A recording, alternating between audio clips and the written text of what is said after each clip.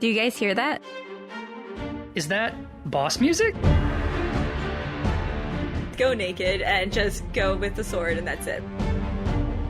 What do I do with all this? It says it in the title. I'm a slut for roguelites. Hi everyone, and welcome back to the Unearthing Games Podcast. My name is Erica, and I'll be your lead excavator today. I am also joined today by... Hi, I'm Nick. And we dig games. So on this podcast, we talk about 2 new video games that we played, and then we also talk about 1 board game that we tried together. Before we get into that, though, Nick, what have you been up to this week? This week. Well, working, new year, new set of problems. Not problems, stuff to do at work, My job is solving problems. So, yeah. New year, new problems. Nothing big. So I've been working a lot, getting into a groove again. Got to get that whole the new year, new me thing is it's a joke. I just need to start working out, Yeah, we've.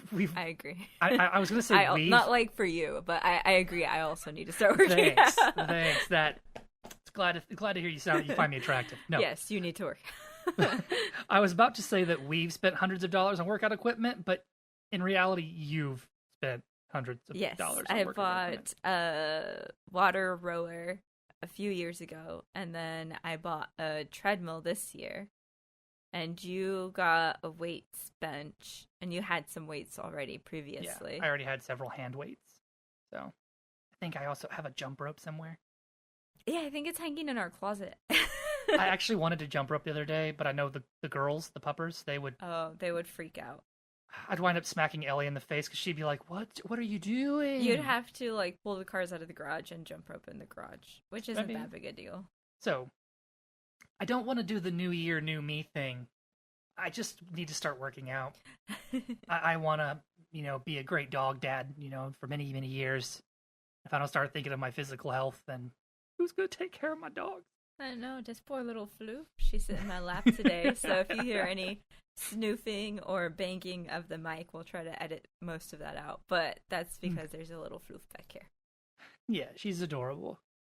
Hey, before we started, she was sitting behind you, growling at you or roughing, whatever you want to call that, Yeah. Not really a growl, it's more of a hey, but in dog, Yeah. So working, looking at workout equipment, thinking about working out, but not really working out. And then a couple video games here and there, I know we still do our daily Fortnite stuff. Been trying out some new ones. I've been playing the game I'm going to talk about tonight. Been really trying at that one. It's a bit tough. And then I'm still doing the roguelites thing, I've had some really good runs on Slay the Spire. I've managed to actually win a couple rounds of Ratropolis. That felt really good. Mm-hmm. Realizing that I need to branch out and stop playing card games. Yeah, you're tiring yourself out with those games, but you've been playing them a lot lately. Yeah, so I think I need to branch out and either go back to a story-driven game, or maybe I've seen a couple of roguelites that aren't card-based, so maybe I'll try those out instead, Mm-hmm. So I definitely have a type, so we'll see. But yeah, so that's all I've been up to this week. What about you? What have you been up to, Erica? Not much. I did play a bit more Retropolis. I still haven't beat it as the merchant. Still determined to do that. Tried to play a little bit of Stardew recently, and then that new update though, just mwah, so I'm still worried since I still don't have a graphics card for my computer. I'm still worried that it won't run it nicely. And when we played it, it had a few stutters, but we weren't sure if that was due to the lack of graphics card or the fact that we were doing the online multiplayer. Yeah. I know you've got your heart set on getting that nice RTX something or another. And I want you to have nice things. I do. I think that I'm going to get you a delayed, like a belated Christmas present. Uh-huh. In the form of a budget graphics card. Just so I can play Stardew with you. Because I looked at the system requirements for Stardew Valley, and it's 500 megabyte graphics card. And I'm like, really? That's all that it needs? Maybe it wasn't my computer not being able to run it. Isn't there like a test thing you can do with Steam to say like, can my computer run this game? There might be. I don't know. Steam has a lot of tools and stuff, and you can find different tools online that like integrate with Steam and stuff. I don't know.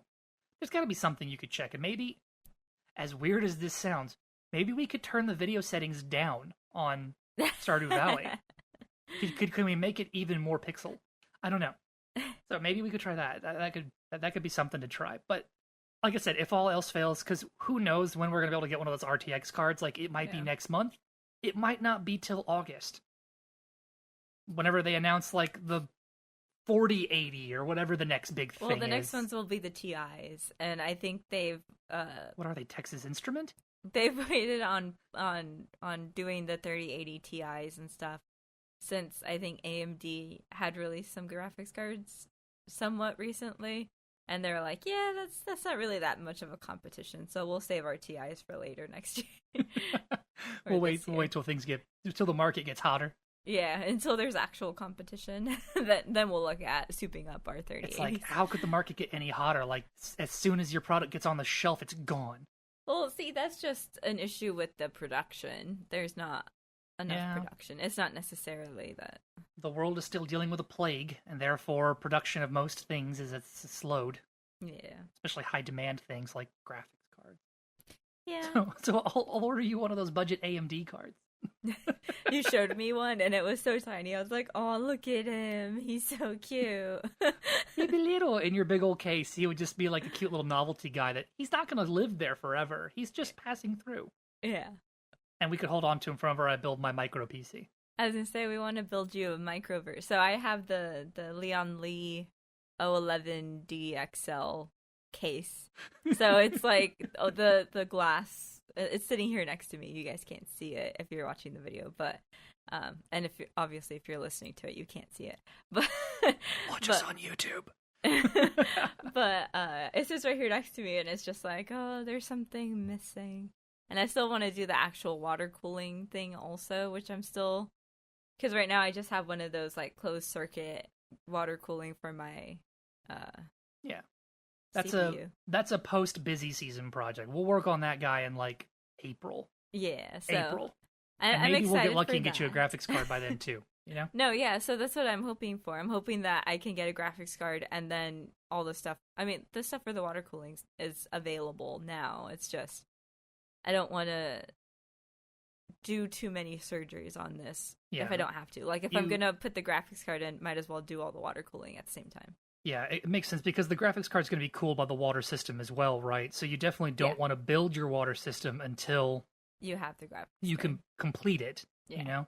Yeah. Because, like you said, you don't want to have to crack that whole thing open again once it's got liquid in it. Yeah. I mean, you can. It would just be a nightmare. So yeah, just waiting until I get lucky enough to get a graphics card.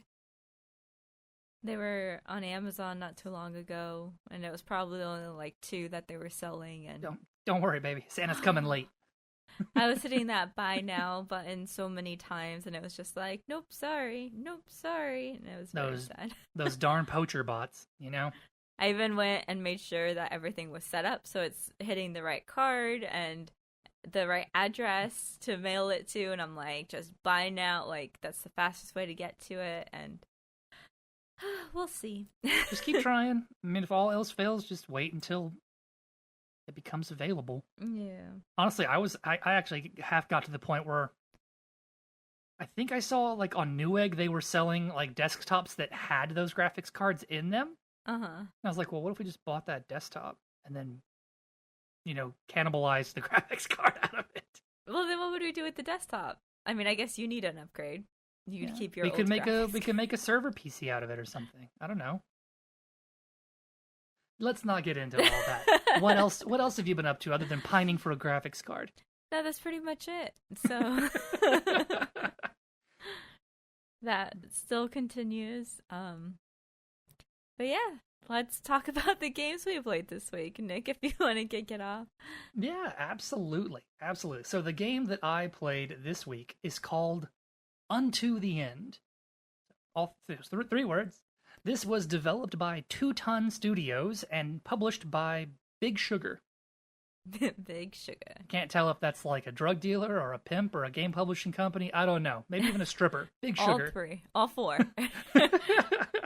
So this bad boy's tags on Steam are adventure, action, cinematic, atmospheric, 2D. I think, so I have the Steam page open so I can look at this while you're talking about it. I think this is one of the first ones we've played that the reviews are mixed. This is true. I'm looking at it, and it's a relatively new game. Like, this came out in the beginning of December. And I'm kind of surprised, like, maybe this game hasn't had a lot of publicity because it's only got like 150 reviews and it's been out a month. Yeah. Which I find surprising. I haven't submitted my review yet, but it is going to be like 5 stars. Okay. Because I actually should go and read the reviews for this game, but I bet you a lot of people hated on it because it's a hard game. Yeah. It's tough. It's very punishing. So, let's take the full dive into this bad boy. So, Unto the End is a 2D platforming combat game, for lack of a better way to put it. The premise, well, story is very sparse, honestly. This kind of harkens back to the Dark Souls thing where it's like, if you want story, you kind of have to look for it or infer it, you know? Okay. Where it's like, it's there, but the developer isn't going to give it to you. Yeah. They're not just going to tell you the story. There's no grand plot exposition spots where the villain is like, haha, listen to my evil plan. You know, none of that. Yeah. There's no talking in this game at all. You hear grunting when like the character like jumps off a ledge. He's like, ugh! Or like when he gets stabbed. And then all the bad guys are these weird creatures that the Steam page calls them woad, like WOAD. Okay. I think that's like a plant in Scotland or something. Woad, isn't that what makes blue? I could be wrong. I have no idea. Probably wrong. But that indigo made blue. Well, yeah, but I think woad is a type of flower that makes blue as well. I'm sure multiple things in nature create blue besides just indigo. This isn't that kind of podcast. The closest thing to talking is the woad creatures will make like weird grunty noises at you, and that's the closest to talking that happens. So the game starts out with the main character, who is this like red-bearded Viking sort of guy, standing in front of this beautiful pixel art. Well, no, it's not even pixel art. This beautifully, like, it has a neat art style tree, and he's like sitting there like praying or something, and it just sits there, you know. And so you're like, well, what do I do? So you hit a button finally, and then the guy will get up and do something, you know. I actually stared at the screen for a couple minutes, thinking like it was going to be like happening? Press button to move. Yeah, no, and that never came.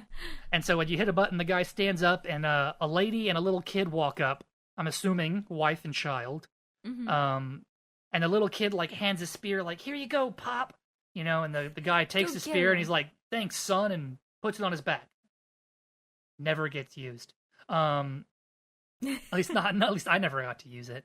You know, and the wife gives him a lock of her hair to remember her by, I guess, because he's going somewhere. I don't know. I don't understand the whole giving a lock of the hair thing, but I know it was a thing people did. Yeah, we actually had a short discussion about this when you first saw that, because I was like, you wouldn't take a lock of my hair, even if I was going away for a long time, and you're like, yeah, I would. I was like, sure. So I lose a lot of hair, just naturally shedding hair, and so I always think of all the lockets we could have made of your hair. I know, it's like everywhere. So he was like, oh, I carry your hair with me everywhere anyway. It somehow is woven into my laundry, and I don't understand. So she's literally with me everywhere I go, and that's okay. I love her. So he takes the things from his family and he leaves. And by leaves, I mean he walks to the right off the screen. You know, they don't tell. There's no dialogue. They don't tell you where he's going, what he's doing. He's just walking off into the mountains. And the reason I say he never uses the spear is because literally within the first minute of the game, he's walking through the mountains, and all of a sudden, like, ice breaks out from underneath him, and he falls down into a cave, and the spear is magically gone. I don't know where it went, but it's gone. No. And so I was like, dang it, Junior gave me that spear. They probably spent all day sharpening it and everything, you know, and then you just lost it. I just lost it, but it's a good thing I have, like, a steel sword, right? So. Do you still have the hair, though? I do still have the hair. You do? I do. I don't lost Junior's spear, but not wife's hair. Gotta remember her. So the game is very atmospheric. It has a very fantastic soundtrack, like from the ice breaking and the guy falling in to him landing in a big pile of snow, and it makes that like that crunchy ice snow sound. You know what I'm talking about? It's very satisfying, the soundtrack of this game. Yeah. So he falls into a cave, and honestly, like that's the game just kicks off right from there. So you have to start looking around and exploring. There's no tooltips or anything like that, really. Like nothing to like prompt you to do anything. This is all you have to figure this game out for yourself. It even tells you in the very beginning when it starts that this game is all about, what is it, decisions and decisive action. And so it's all about just, you have to be able to like read your opponents and stuff like that to figure out what they're going to do. And when you're walking through the environment, you kind of have to just like hit buttons because you can randomly find things on the ground. Like there's like resources you can pick up, like there's leather, sticks, and bone. Okay. Which they're limited. Like you can only get so much of them, but you could pick stuff off dead enemies, or if you happen to hit the button on the right spot on the ground, your guy will bend over and pick up stuff. Sometimes you can tell there's stuff there, like there might be like broken chunks of wood, and sometimes it's just snow, and your guy picks something up out of the snow. Interesting. So I could see how that's a little frustrating, but the closest thing to a tutorial is you just bumble around the caves for a while until you find your first bonfire, because it's literally like a campfire. And at the campfire, there's an option that is sparring, sparring training. And it's like a flashback to like when he was training swords with his wife, basically. No. And that's like where it's like, all right, so in combat, this is what you do. Yeah. And it's like press up to block up, press down to block down. So combat is very deliberate. The combat reminded me a lot of Sekiro by From Software. If you've ever played that, I know you've watched me play it, and that was it was fun but miserable at the same time. Yeah. Because it's all about Hold reading. On. This little dog's trying to get off my chair real quick. Go on. Oh. All right, bye, pupper. She'll be back. Wait and see. So it's all about reading what your opponent is telegraphing. So they all have different all the opponents have different weapons, and all of them react differently. And so you have to be able to read your opponent and react accordingly and quickly. Yeah. So combat was very hard for me because I'm not good at reading what my opponents are telegraphing. I'm just not. I mean, you watched me where I spent the good first, was it 2 hours? It was a long time I got tired of watching because you were just falling into the same spot and fighting the same two guys over and over. And there was a point where I thought you had beat the first guy because you got like a little achievement ping, and you're like, oh no, I just got the achievement because I picked up my sword after I dropped it during the fight. And I was like, oh, okay. Well, that's something that, like, the game warns you about. It's like, oh yeah, you could drop your sword, and it's like, okay, well, what causes that? Apparently dodge rolling in battle can make you lose your sword. And I'm like, okay. That makes sense, though. If you're rolling around on the ground. It does. So I learned don't dodge roll unless you absolutely have to. Yeah. But yeah, I got into this room where there was basically 3 bad guys, but it starts out looking like there's only 2. And I found out there were 3 the hard way. I thought I'd won, and then a third guy's like, ha-ha, death! But basically, I spent 2 hours throwing myself into this room, trying to figure out the right way to do stuff. And like I said, there's 3 opponents, and all 3 of them have different weapons, so all 3 of them perform differently. And this was the first fight I really got into in the game, so I'm trying to figure out how the heck telegraphing and blocking and all that works. And yeah, apparently blocking is rather simple if you know how to do it. It's just, you just have to know, are they attacking low or are they attacking high? Yeah. And you can block super fast. Like, I can go up, down, up, down, up, down. Like, if I have, like, 2 dual-wielding opponents coming at me, I could, like, ping, ping, ping, ping, ping, like some sort of Jedi going crazy, But that was not me in the beginning. It was like, block once, die. And I go back. Block once, block twice, die. And so I slowly, with deliberate, intention, determination. I had determination. I was going to figure this game out. And I think I actually did pretty well. It took me like, it was also late at night when I first started playing this game, so maybe I was tired and just not ready for it. Yeah. Because when I came back to it the next day, I walloped those 3. I got them. Oh, okay. So, it was kind of late when you started playing that, and that just made me more tired watching you watching you go over and over and over. And I'll admit, like, I'm a huge fan of Dark Souls and games that are intentionally difficult and stuff like that, like difficult but fair sort of thing. Maybe it's because I'm getting old or something, but I just don't have the patience to get beaten down as often as I used to, in these games. Yeah. But I still really enjoyed this game. Like I said, has a very pleasing visual aesthetic. The sound all of the sound design is amazing.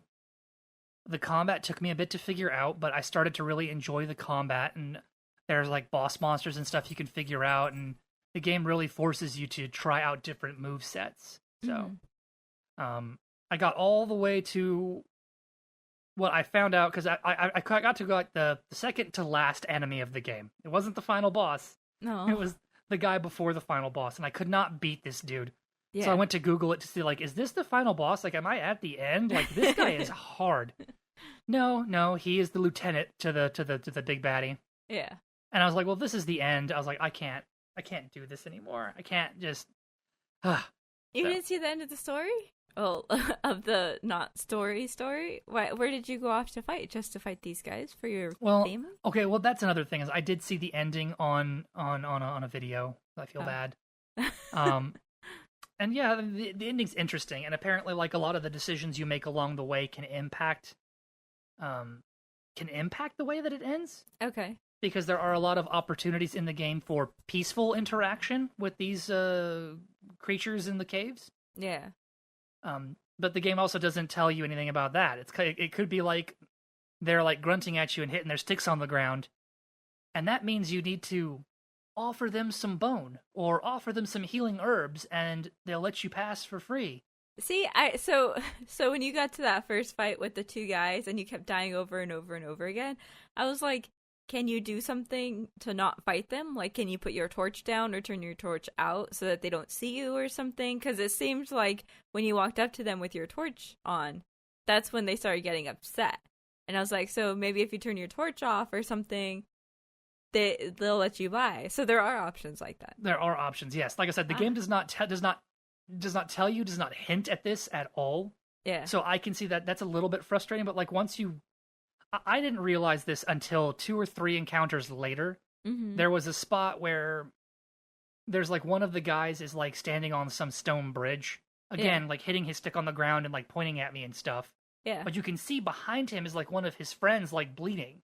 Oh no. And I hit a button, I think it was like the interact button, what I hit to like pick stuff up off the ground. Yeah. And all of a sudden my inventory opened. And it was like, do you want to show one of the trinkets you found, or do you want to offer him something? Yeah. So I offered him healing herbs, and he like kind of crawled up to me and took them, and then went back to his friend, and he let me pass because he was helping his friend who was hurt. Yeah. And I was like, what? This is a thing? I was like, I could negotiate with these people. I don't have to just wantonly murder them all. See, I was on the right train of thought when I thought that you were like, no, I have to fight them. I was like, there's got to be like, you're just dying like 50 times already. There's got to be a better way. Well, see, honestly, I need to go back now and try again and see what other situations could I negotiate my way out of. Because I feel like with all of these tough games like Hollow Knight and Dark Souls and stuff like that, I've been trained that no one wants to talk to you. Everyone wants to kill you. Yeah. Nobody wants to be your friend in these games, except for like the people who you meet at bonfires, you know, and they're always like cryptic, dark sense of humor narcissists, you know, telling you weird jokes and laughing at nothing. But I felt really bad now, like I said, because I murdered a whole bunch of people that you didn't need to. I bet you, like, I'm the invader here. Like, I stumbled into their home, and I'm just like, "What's up? I'm a red bearded guy, you know, Viking invader here, and you're just trying to live your life, and I broke your ceiling. I probably broke their skylight in the very beginning, you know." Yeah, like, it didn't seem like you were even going to go find them, right? Because you were sent off to go do something, but it doesn't say specifically. Well, and honestly, like, I saw the ending. I won't spoil it, but like, I don't know if it ever really explains what you were doing. Why you were going off. like I didn't actually hear the audio. Like I said, I watched the fight thing. Like I had it sped up so I could see what they were doing because fights are very slow, or they have the potential to be very slow and deliberate. Yeah. So I was on like YouTube and I had it sped up to like 2 times speed. Mm-hmm. So everything was going very fast. So if there was dialogue, it was like. So I don't think there was dialogue. Yeah, there wasn't even dialogue at the beginning. Yeah, so I didn't go back. But I mean, honestly, I really enjoyed it. It was a very tough experience, and so I'll be the first to admit it. That is very difficult. It literally does not hold your hand at all, at all. Yeah, there's nothing. No, there's like I said. I think there might be a pop up in the very beginning when you walk by like a pile of wood that says "push X button to pick things up." Yeah. I think that might be the only tip you get. So, unto the end, I don't know. Did you see me play any more of this? Did you have any thoughts? I didn't see you play any more of this. I just saw that beginning when you kept dying over and over and over again. And just that alone was like, I'm tired of this. Knowing now that there's different ways to it, and I know you talked to me about it a few times when you were going through like, oh, I found out that I can block and do this and whatnot. Something that you mentioned was that all of the creatures were different, and so they all had different types of weapons, and they all attacked in different ways. Like you met a spear guy, and then your next guy also had a spear, but he attacked differently. Like it was a different type of spear. Yeah, that was a little frustrating, honestly, because it felt like every time I figured out how an opponent worked, it didn't matter anymore because opponent 1 has a sword, but like you kill him and you go to the next room of the cave, and opponent 2 has a mace, and he performs totally differently. He does not move or react or anything like sword guy did. Yeah. So it made it a bit tough in my mind. Like I saw people online talking about like doing this, like there's like a hit list run you can do. Like apparently, like if you beat the game so many times, you unlock like the old warrior mode, where instead of being a red bearded warrior, you're a gray bearded warrior. And it's like permadeath mode. Okay, so if you die, you have to start the game over completely from the beginning. And I was just like, how? Like, you have to have, like, memorized and mastered every single... Well, I mean, if you're playing it over and over to unlock this mode, you probably do. Yeah, that's true. But, like I said, for me, like, I don't understand, like... I guess that's kind of the point. This game wants you to learn and observe and all that. They don't expect you to have a perfect run the first time. Oh, yeah, no way. And it seemed to me, too, like, it was a one-hit kill. Like, you couldn't take multiple hits. And most of the time. There was... I did find out that at the little bonfires, if you've collected enough leather, bone, and sticks, you could make yourself armor. Okay. I think there's like 2 or 3 tiers of it that you could get, but I never got past the first tier because basically the first tier is your guy makes himself like some vembruses, you know, like the little wrist guard dudes. Yeah. But if you get hit, like you get hit once and it like cracks the vembruses, and if you get hit again, they break. Oh, so like it's not really worth it then if it just breaks every time you die. Well, if you die, it resets you, and like you have whatever you had before you die. But like if you get hit and the fight and you survive and win, you know, then yeah, they're broken. Okay. If you get hit once and you can get to a bonfire, then you can repair them. Okay. For some hide, sticks, and bone, less than what it costs to make them, but you can repair them. So that's like I said. So I never got past the first level of armor, so I can't tell you how many levels of armor there are. Yeah. It did have a little nifty mechanic where you could like throw a dagger. Yes. But the more I used it, I kind of questioned if the dagger had any actual value because it didn't seem like it did any damage really. Okay. Which of course you could lose that as well if you didn't go pick it up after you threw it. Yeah. But yeah. I don't know. It's a weird thing. Like I said, like I feel like the more and more I talk about it, it sounds like I have nothing but negative things to say, but it's not true. Like I really enjoyed the game. Yeah. Like I think it's a great game. It's definitely worth. It is an interesting experience. Mm-hmm. And it's the kind of thing where like I want more. Like I feel like this is one of those Kickstarter games where like if you were a premium backer, they gave you a lore book or something that explained the story to you. And I'm hoping that's not the case. Mm-hmm. But because like I would be really upset if it's like, oh, the story's behind a paywall. That would be frustrating. I don't want to deal with that again. Yeah. But unto the end, it is a very interesting experience, and I would definitely recommend it. I know it's on Steam and Xbox. Mm-hmm. I wouldn't be surprised if it was on PlayStation as well, maybe even Switch, because it's just a 2D platformer game. It doesn't seem too graphically intensive. Oh no, it's got a very nice little like a cartoony sort of art style, you know? Yeah, it is definitely very pretty. I did like how it looked. Yeah, like I said, it's definitely a very, very, very, very well polished game. Yeah. The look and sound and the movement even are all very clean. Mm-hmm. Everything looks really nice because like I said, the whole reading what your opponents, like the movements they're telegraphing, like they all have very interesting and unique and dynamic movements, you know?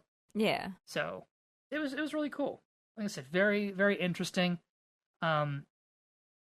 After my pride has healed a little bit, I'll probably go back and try to do a more peaceful run. I don't think you can get through every encounter peacefully, but right, yeah. But I'll see how far I can get. Okay. Yeah. So Unto the End by 2 Ton Studios and published by Big Sugar. Yeah. All right, so that was Nick's game. The game I played this week was Papers, Please. This is the developer's Lucas Pope, and the publisher is 3909. The tags on Steam are indie, political, simulation, point-and-click, puzzle. Okay.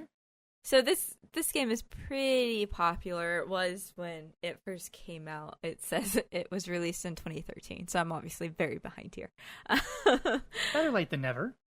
I had seen people play this game a little bit, and I always wanted to play it just... So the premise of the game is you're in Arstotzka, which is like this country somewhere. It in the map, it looks like it's the U.S. that's kind of like broken into different countries. Yeah, it's some alternate world, because like there's a whole bunch of countries, I think, in your info book, right? But none of them are countries that exist in the world. Right. None of them actually exist. It's all fictional. But you are drawn from the labor lottery, and you get a job as a border checkpoint person.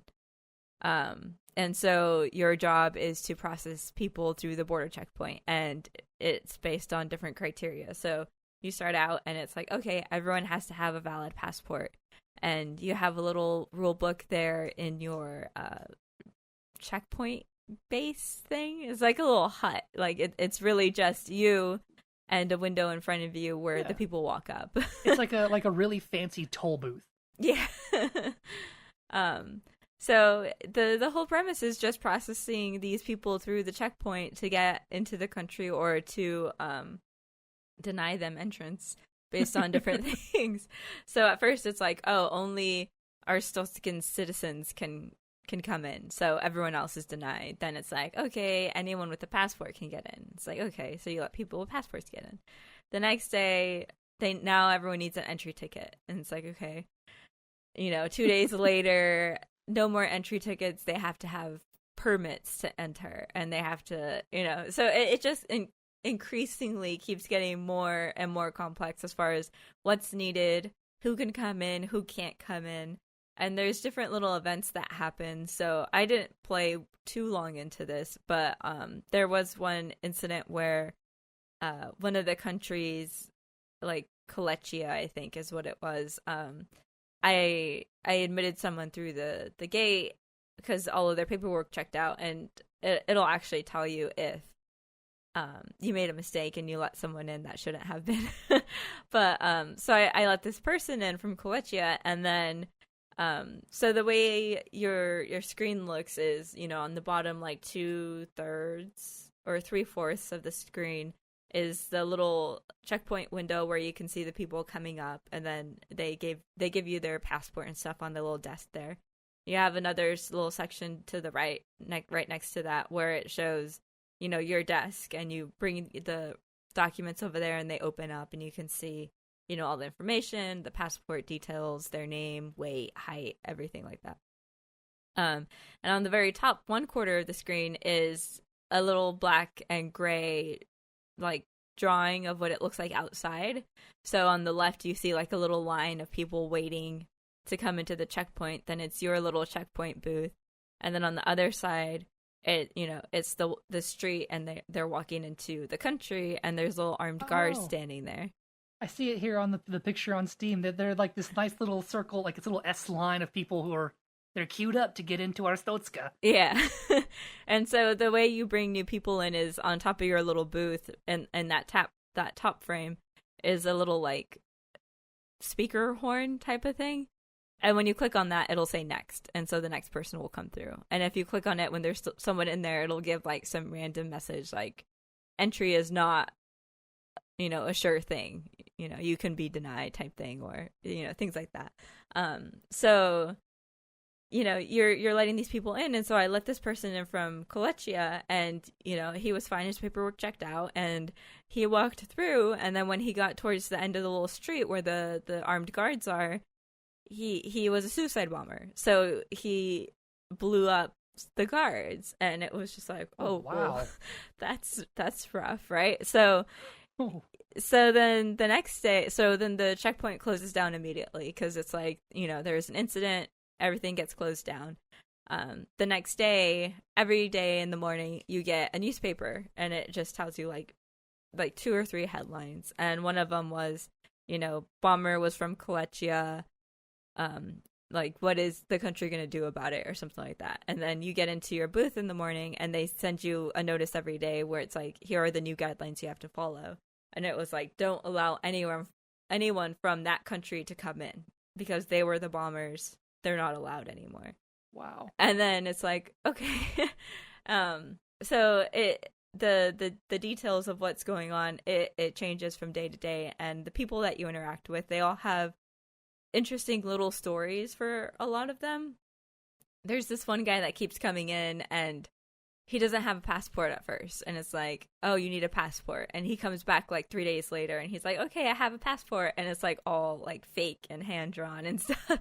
And he's like, okay, I have a passport, please let me in. And you're like, yeah, but now you also need an entry permit, so come back with that. And then like he's always like delayed in his support and stuff. Like, he never has the right stuff to enter. Arstotzka's always one step ahead of him.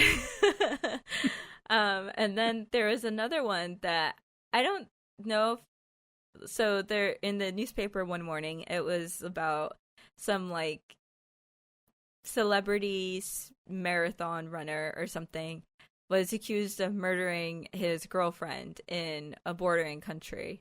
And they're like, he's on the run. And so later that day, I was working, and I was like, wait a second, isn't this that guy? And so you have the little newspaper in your booth also. So I pulled up the newspaper, and I was like, it is that guy. And so in your booth, something that a tool that you have is a little inspection button. And so you'll hit it, and then you'll hit 2 different pieces of information. And it'll tell you if there's a discrepancy detected or if there's an issue with it. So you can use it for like passport numbers. If it doesn't match, one of the supporting documents, you can highlight them both, and then it'll give you the option to question the person.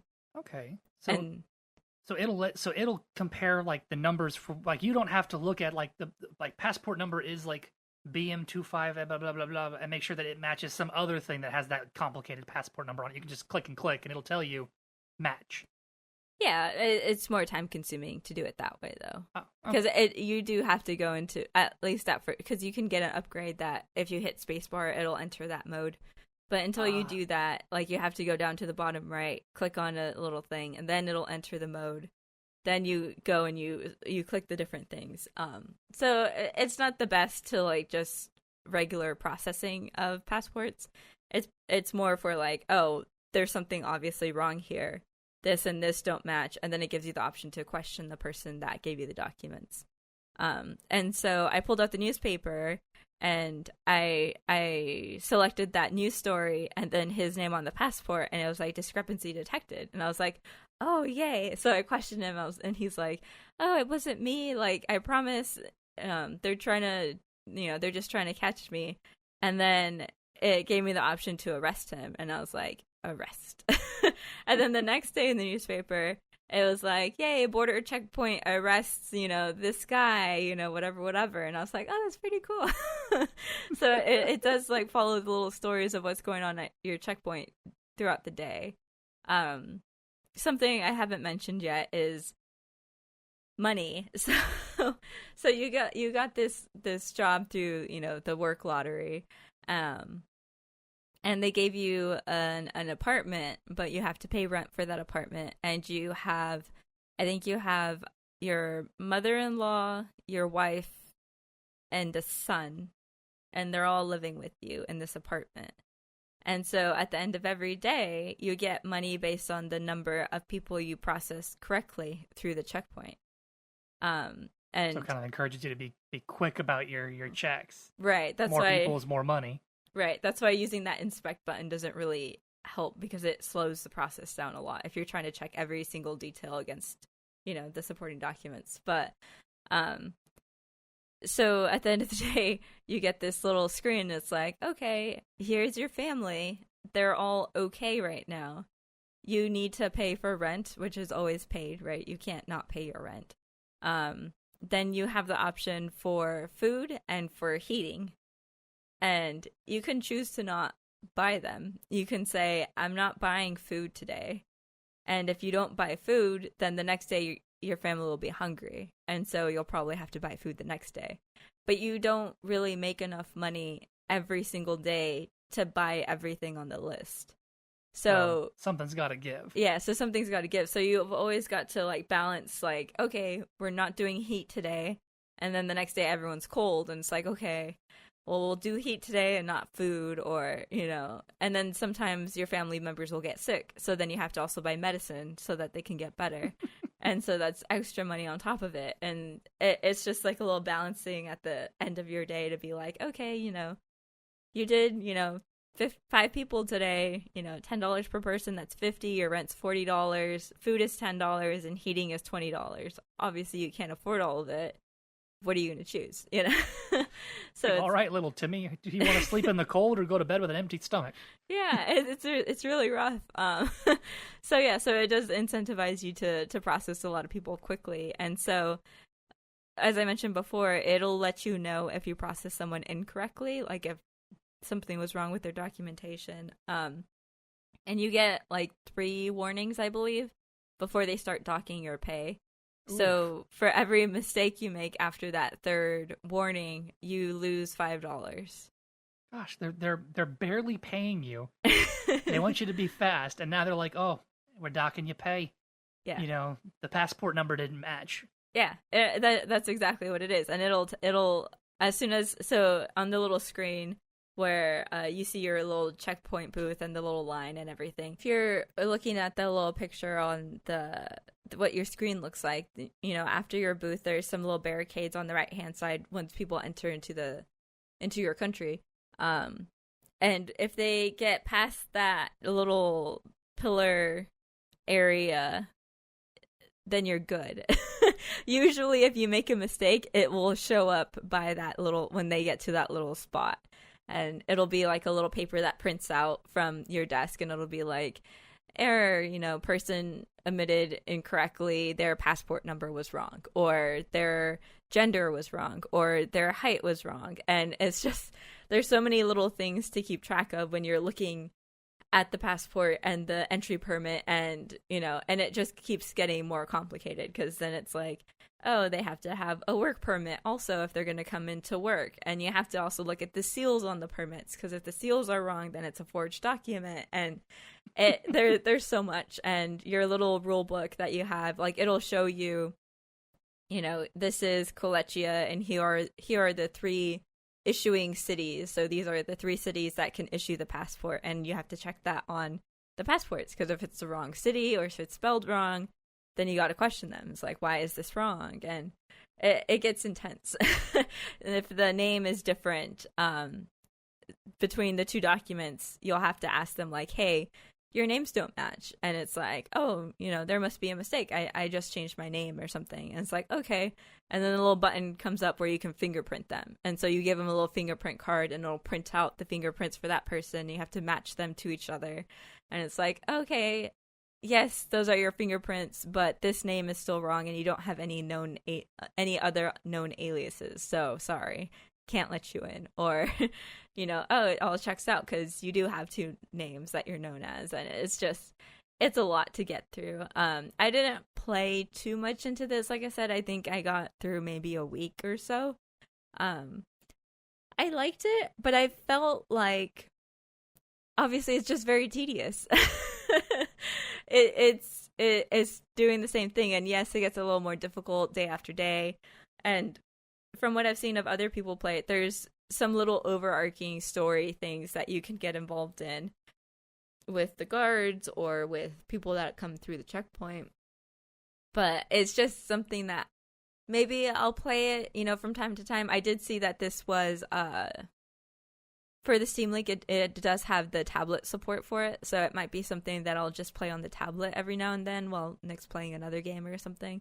But it's not something that I'll just directly go back to and feel like I have to finish it. It's just a cute little game. It's fun if you want a little job to do after you're done working or whatever, to relax on the weekend. If you want another little side job, become a border checkpoint person. Yeah, like what I would joke about menial task simulator, but like there's tons of games about people like pretending to do tasks that they would never do in real life, so yeah, hey, why not? Yeah, it's fun. Like I said, you have a certain amount of time to get people through during the day. It gives you a little bit of a decision making as far as what are you going to pay for that evening. And then it also, like I said, there's some upgrades to your little booth that you can get. One of them was, that I saw at least, was you could hit spacebar to open the inspection menu. So you don't have to go down to the corner with your mouse and click on it. You can hit spacebar and then just click on the 2 pieces of information. So it might speed you up a little bit. I don't know. I liked it. I'll go back and play it casually. I'm not just going to sit and binge through the game. Kind of like a relaxing time passer sort of deal instead of a... Oh, yeah, definitely. And the days are relatively short. I feel like it's less than 5 minutes for a day. Oh, okay. So you only get to do a couple of passports per day. I mean, I think you could do about 5 to 8 if you're fast, or if there's no issues. If there are blatant issues and you can resolve them quickly, then you can get more done, because denying people is very fast. But yeah, I really liked it. It's cute. I'll definitely, like I said, do it as a casual game every now and then between rounds of Retropolis or something. Give me a little bit of a break from that. Hey. But yeah, so that was Papers, Please by Lucas Pope and published by 3909. Cool. So those were our 2 video games this week, and now we'll go ahead and talk about our tabletop game, because we're playing less and less board games and more card games, I feel. So we'll say tabletop game. I mean, I think it was, as I don't know, like if it's a card game, would it still be called a board game? I don't know. It doesn't have a board. Exactly. That's kind of weird. So I guess tabletop games is the best way to go, because I mean, you generally have to have a table to play it on. Yeah, generally. So, Nick, if you want to go ahead and lead us into our tabletop game. Yeah, absolutely. So the tabletop game that we played this week is a 2-player title. It's called Air, Land, and Sea. This was designed by John Perry, and the artists were Valerio Bonafantino and Stephen Gibson. And it was published by a company called Arcane Wonders, like arcane, like magic, Mm-hmm. Yeah, like I said, it's a 2-player card game. I heard about it because you actually turned me to r/board games. Yes. And I know lately we haven't been able to have Jacob around, so we've been kind of trying to find games that are more geared towards just the 2 of us, mm-hmm. right? Because like. Oh, I feel like we don't get a proper feel for some of these like 4 to 6 player games if it's just the 2 of us, you know? And so I like the idea. And you were like, hey, did you know that r/board games does, what is it? Is it like 2 for Tuesday or something like that? Or two player Tuesday? Yeah, 2-player Tuesday. 2-player Tuesday. And so I was reading through the latest Two Player Tuesday, where they all talk about different two-player games, and a bunch of people kept mentioning Air, Land, and Sea. Mm-hmm. Like, oh yeah, me and my friend like to play Air, Land, and Sea. Me and my wife love to play Air, Land, and Sea. My girlfriend thinks Air, Land, and Sea is great, but this other two-player game is trash, you know? Yeah. And so I kept seeing the name pop up, and I was like, what is this? Mm-hmm. And so I looked it up, and it is a card game based on, I would say probably World War II era, right from the pictures, maybe? World War I, World War II, maybe even modern day-ish. Yeah, I don't know specifically what era the look of it, like, because it's the air part of Air, Land, and Sea, the planes look like the planes you would see in, like, World War II movies and stuff like that. Okay. That's why I kind of feel like, you know, it's like based on World War II. That's not really the point of the thing. So the point of this game is basically each player is competing generals, you know, Yes. and we are fighting in the different theaters of war. And of Mhm. course, there are three of them. There's air, land, and sea. Go figure, right? It's pretty cool. It's a little kind of randomized. So Mhm. each player gets dealt 6 cards, and of the 6 cards they get, every card is color coded to match one of the theaters. So sea is blue naturally, land is green, and air is this grayish brown color. Yeah. And your cards will match, and they'll be different things. Like you could get a battleship, or you could get heavy tanks and stuff like that. Mm-hmm. And all of these cards have a different number value on them. So like it could be like a really expensive, like a super battleship it's got 6 combat points, you know. Mm-hmm. And then but it usually doesn't have like a special power. And then you might get like bombers that have like 2 or 3 points, but they get to do something special like when you play them. You know? And so basically the whole premise is with those 6 cards you're dealt, the players go back and forth, each playing a card on a theater of war. And the goal is to have the most number in that theater of war. You want to win as many theaters of war as you can. Mm-hmm. And so that's generally just whatever the highest number you can get is. Yeah. And it totals up all of the cards you put in there. So, basically, when you play the you basically, like, at a minimum, the game will be 2 rounds. Because if neither player withdraws, which I'll get into what that is here in a bit. If neither player withdraws, the person who wins the most theaters of war wins that battle. Mm-hmm. And so then they get 6 victory points. And the first person to 12 victory points wins. Mm-hmm. Now, I know I mentioned if someone doesn't withdraw, basically withdrawing is you have an option where if you just got a really bad hand, or maybe you're like 2 or 3 cards in and you're like, wow, I have trash compared to what they're putting out there, you can withdraw. You can basically retreat. And so the opponent will still get points, but the amount of points they get is determined by the number of cards that are still in your hand. Mm-hmm. So the sooner you withdraw, the less points they get. So I think if you leave when you still have if you withdraw while you still have a full hand of cards, I don't think they get any points. Basically, kind of like a mulligan, like everybody redraws, basically. Yeah. But I think like if you've spent 1 card, they'll get like 2 points. If you're down to like 3 cards, they'll get like 4 points. Mm-hmm. And if you're down to like 1 or 2 cards left, they get the full 6 points as if they just won the thing. So yeah. So I thought that was pretty cool. I guess, Erica, do you want to talk about like the different powers and stuff that were on the cards, maybe? Yeah, so like Nick mentioned, some of the cards are just basic. Here's a battleship, it's worth 6 points. Then there's specialized cards. One that I loved a lot when I played because it helped me win was blockade. And so this card specifically, it's a sea card, so it's a naval blockade. And what it does is when you play it, if there's a theater adjacent to this one, and I guess that's something we should mention, the way that the theaters are set out is they're, in a row of 3. So there's air, land, sea, and it varies. It's just randomly drawn. And so if sea is in the middle and you play the blockade card, what it does is if there are 3 cards in any adjacent theater, so any of the other 2, basically no more cards can be played there. They'll just automatically get discarded and no effects are taken. So it's a really handy card, especially if sea is in the middle, because then it blocks, the air and the land from having any more cards played. Yes, you can still play in sea, but then you're only going to be winning one front if you're already losing the other two, so it's not really worth it. And so that's sort of like the strategy I was building around, because I had blockade, I think, 2 of the 4 rounds we played, 3 or 4 rounds we played. I definitely know it was how you pulled out the final victory to win. Like I was so close to taking that match where it would have evened us out, and then you put a blockade down. Yes, I know. I got the blockade down, and he couldn't play any other cards, and so I won, and it was great.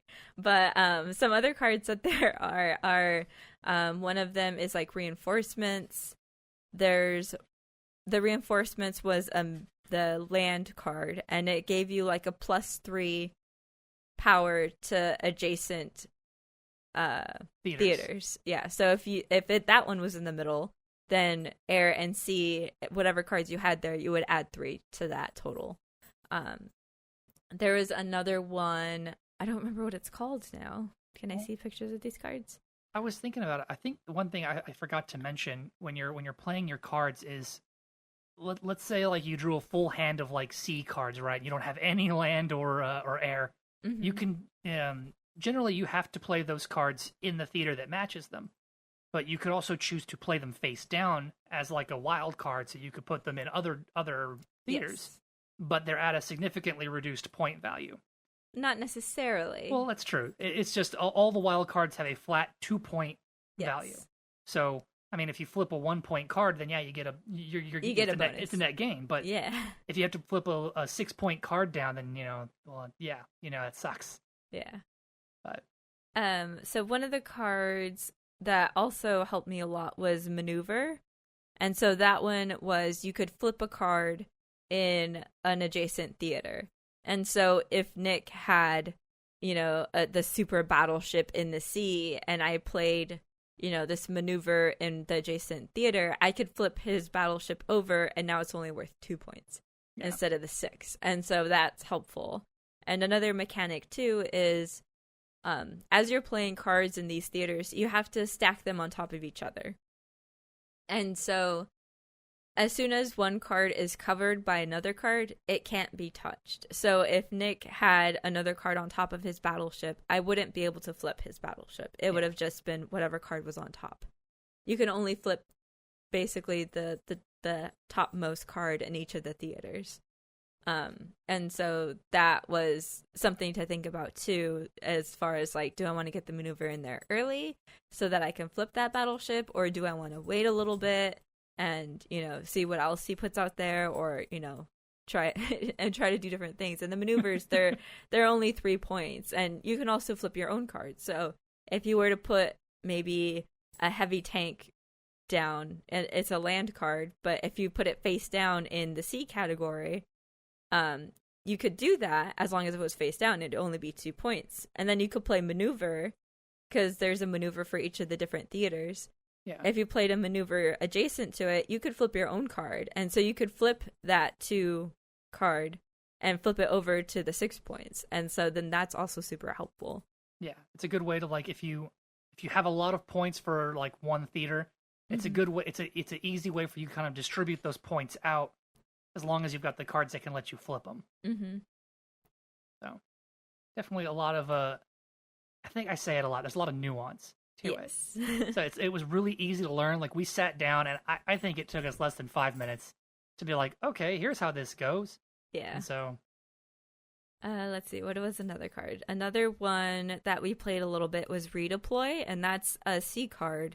And that one is if any of your cards were flipped, so that they're only worth 2 points, you can take one of those out and back into your hand, and then immediately take another turn. So you could just put that back out unflipped.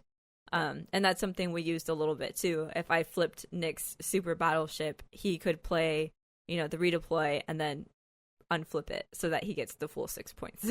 yeah, give me my super battleship back. Yeah. Let's see. Some of these I don't think I saw. Like, I'm looking at the cards. The cards that you get are totally random, because it's a card game, so it's luck of the draw. Yeah. So you better hope that you get yourself a good hand. or at least a hand that you could work with. Yeah. I mean, so definitely a lot of nuance. So yeah, it was definitely a lot of fun. It was like you said, it was very easy to pick up. We literally picked it up and played it in less than 30 minutes, and it was the first time we ever played it. We read the rules. We read the rules. I didn't. I read the rules, and they were so simple that I could explain it to you, and you got it. Yeah, that's true.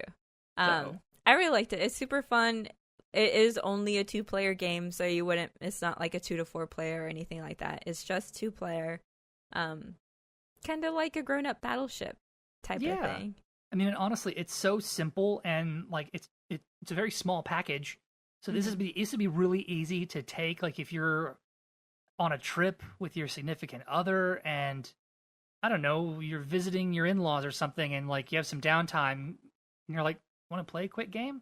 Yeah. And y'all can just play a quick round, because like it's super fast to set up, and then as long as both people know what they're doing, it's quick to play. Mm-hmm. Like we went through good 3 or 4 rounds in, I don't know, like less than 20 minutes probably. Yeah, definitely. So it was really fun. I really enjoyed it. Mm-hmm. Definitely an amazing addition to our game library. Yes.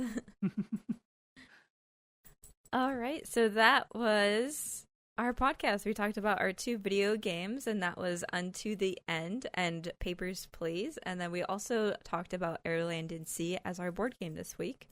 Thank you guys for joining us. We hope to see you next week. Bye. Toodles.